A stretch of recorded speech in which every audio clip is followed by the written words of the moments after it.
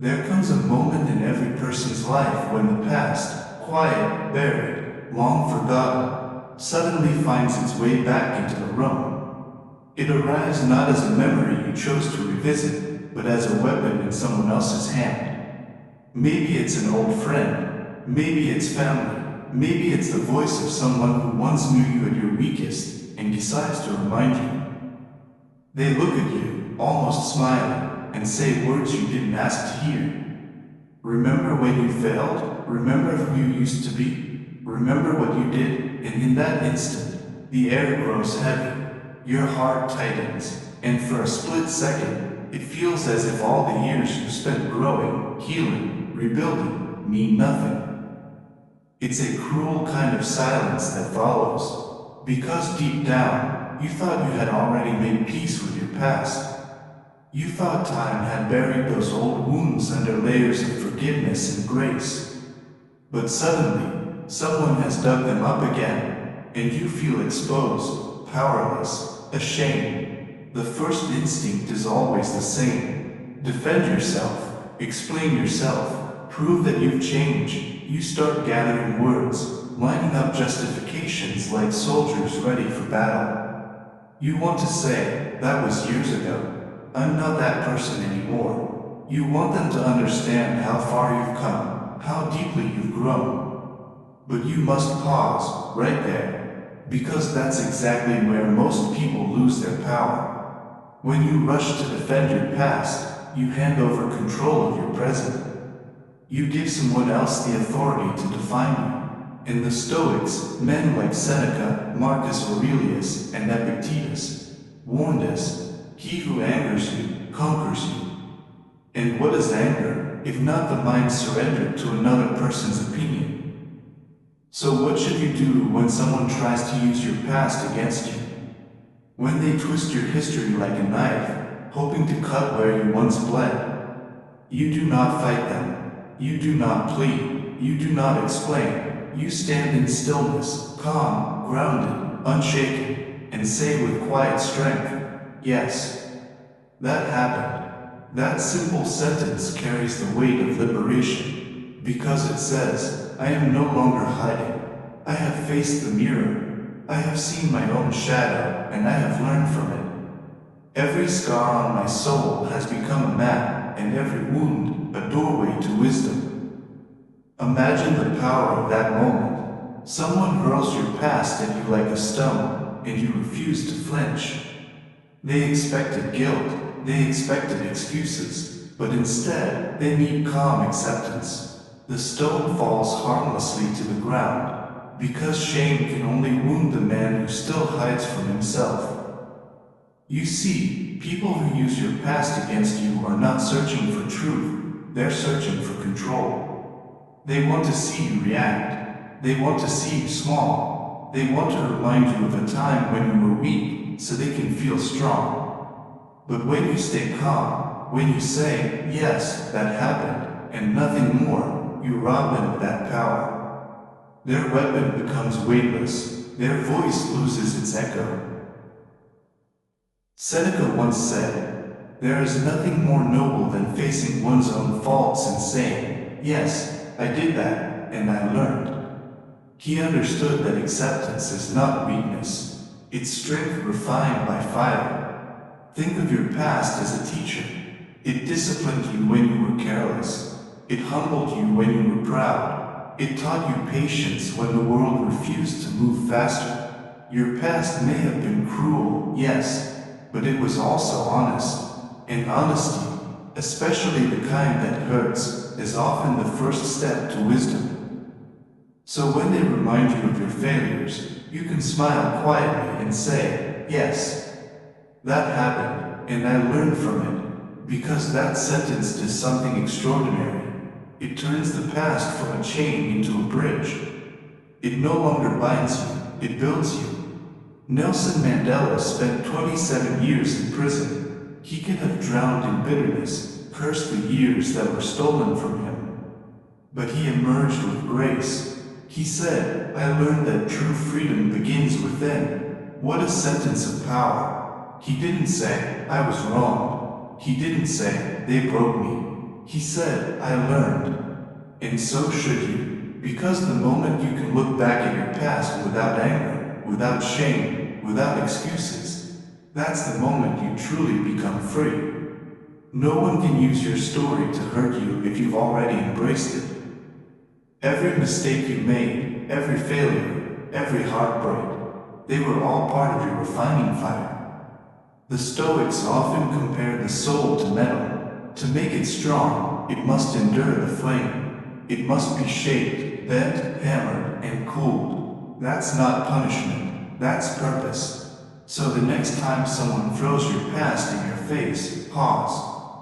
Breathe, feel the urge to defend yourself, and let it go. Look them in the eye and say, with quiet authority, yes, that happened, and I learned. Then walk away, not in anger, but in peace.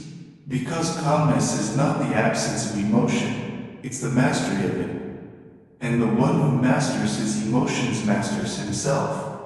Remember this, the past cannot touch a person who lives in truth. It only haunts those who hide from it. You are not your past failures. You are not your worst decision. You are the person who chose to rise again.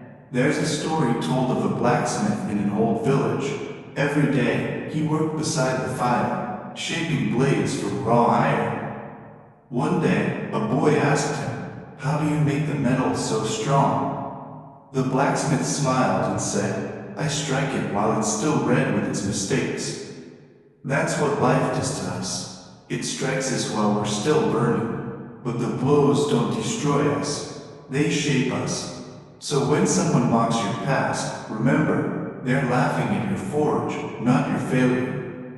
They see the sparks, not the strength you've become. You're no longer that fragile metal you once were. You've been tempered by the flame. And that heat that once hurt you, it made you unbreakable. The past is not your prison. It's your proof. Proof that you endured. Proof that you learned. Proof that you were brave enough to begin again. And if you need one final line to remember, when someone brings up your past to shame you, simply say this. That version of me taught the one standing before you how to be strong. Say it not in pride, but in peace. Not in arrogance, but in awareness. Because your story, no matter how painful, belongs to you.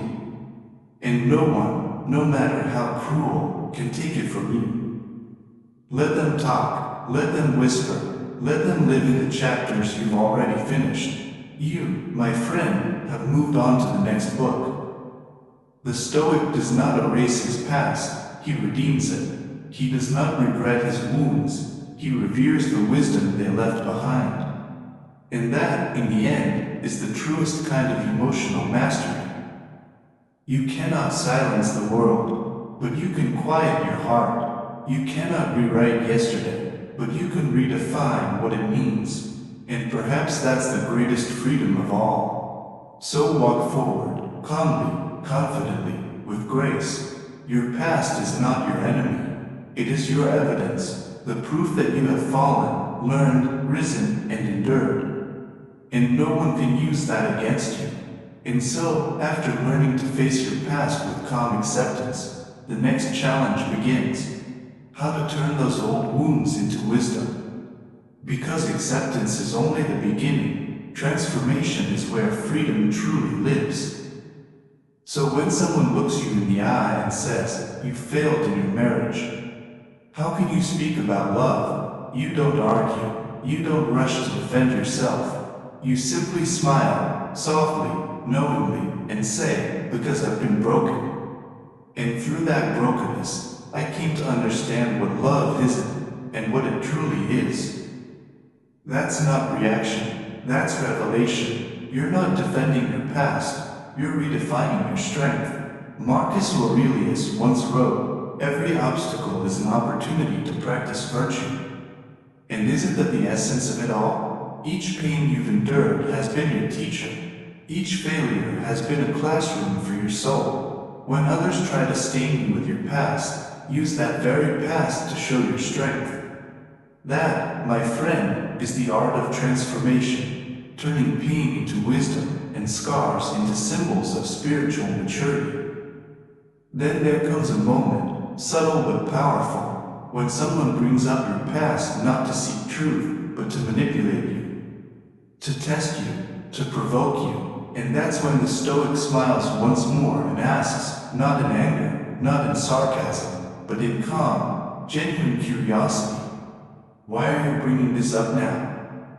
It's a question that silences every manipulator, because it shifts the balance of power. You are no longer the one being attacked. You become the one observing the attack.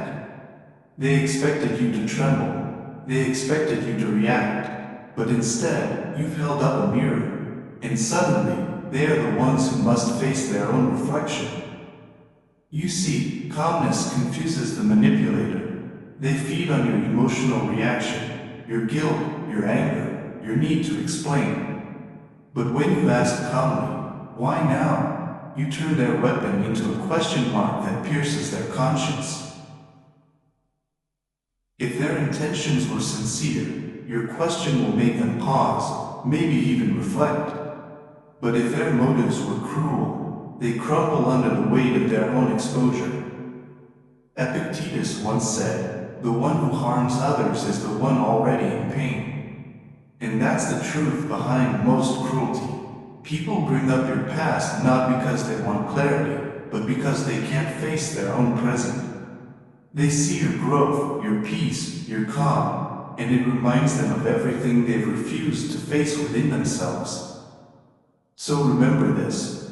When you calmly ask, why are you bringing this up now? You've already taken back control. You've turned the spotlight onto them, and in that quiet reversal, the power shifts, without a single shout, without a single argument.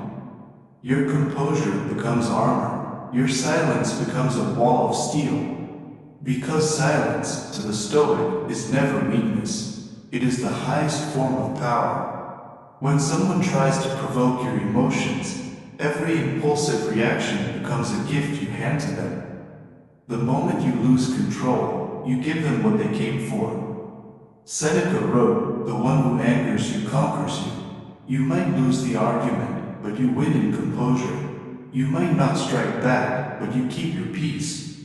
And in today's world, where everyone is shouting, explaining, and proving, the one who remains calm holds the true power. Someone once told me, "You never react. That makes people afraid of you." I smiled and said, "I don't want them to fear me. I just want peace within myself." Because once you understand that simple truth, you realize no one can drag you into the mud unless you step down willingly. Some will say, "But I'm afraid people will think wrong of me." And I ask them, if they do, does that change who you truly are? Epictetus gave us a perfect answer for that. If someone calls you a donkey, do you check a mirror? Of course not, because you already know who you are. And that is true freedom. To know yourself so deeply that no one's opinion can disturb your peace. So when they bring up your mistakes, smile. When they twist your past, stay silent. When they want a reaction, let them see your calm. You owe no explanation for the chapters you've already healed from.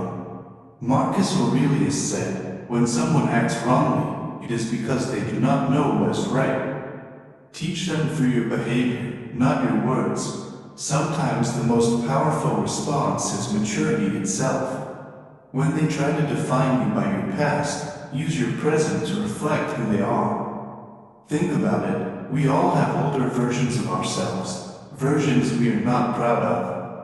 But without them, we would never have learned what we now know. You were once naive, you were once weak, you were once broken, but those moments taught you courage. They taught you patience. They taught you the sacred art of rising again. A man who once struggled with addiction can now guide others toward freedom. A person who once failed in business can now mentor hundreds to succeed. Someone who was once betrayed can now become a living example of forgiveness. That's how darkness becomes light. That's how the Stoic lives. not by erasing the past, but by transforming it. People will try to use your past to pull you down, not because you were weak, but because your growth reminds them of what they could have become. When you rise, you become a mirror, and not everyone is ready to face their reflection. They don't attack you because you're broken. They attack you because you've healed. They don't despise your pain. They fear your peace, because your peace threatens their chaos. So remember 3 things. First, acknowledge your past without shame. Second, turn every mistake into a lesson, not a life sentence. And third, ask questions instead of reacting. Let them see their own reflection in your calm. That's how a Stoic wins, not through anger, not through argument, but through unshakable peace. And so, after all the storms, after every test, you finally understand that a Stoic's strength isn't loud. It isn't found in shouting or defending or proving. It's found in dignity. You don't need to fight to show you've changed. You don't need to raise your voice to be heard, because those who truly see you don't need an explanation, and those who refuse to see you, no explanation will ever be enough. One day, someone will bring up your past again. They'll speak your old name, your old failures, the stories you thought time had washed away. And in that moment, you'll simply smile, not in pride, not in pain, but in peace, because you will finally know, I am not what happened to me. I am what I chose to become after it. That is freedom, not the kind that forgets the past, but the kind that can remember it and still rest in peace. You'll look back without trembling, remember without regret, and speak your truth without fear. Because the past no longer owns you. It has become your teacher, not your master. Your past doesn't define you. How you face it does. And if someone tries to drag you back into an old chapter, you'll smile with grace and say, thank you, but I've already finished that part of the story. Then you'll walk away, calm, steady, untouchable, like a true Stoic. Not through noise, not through defense, but through quiet dignity. Because peace is not found in convincing others, it's found in understanding yourself. And when you finally stand in that calm center, no accusation can shake you, no whisper can wound you, no shadow from the past can darken your present. You become, at last, a soul untouchable by chaos. So if this message speaks to you, share it. Let it reach someone still trapped in the echo of their past. Someone who still believes their mistakes are permanent. Someone who has forgotten that redemption is simply the courage to rise again. And if you are walking your own Stoic path, hit subscribe. Join this community of calm minds and unbreakable spirits. Together, we rise, not by escaping the noise of the world, but by mastering the silence within. Before you leave, drop this in the comments as your reminder for today. I've closed that chapter. My story moves forward, because that's what it means to live with Stoic strength, to walk in quiet power, to forgive yourself fully, to hold your peace when others lose theirs, and to keep moving forward, one calm breath at a time.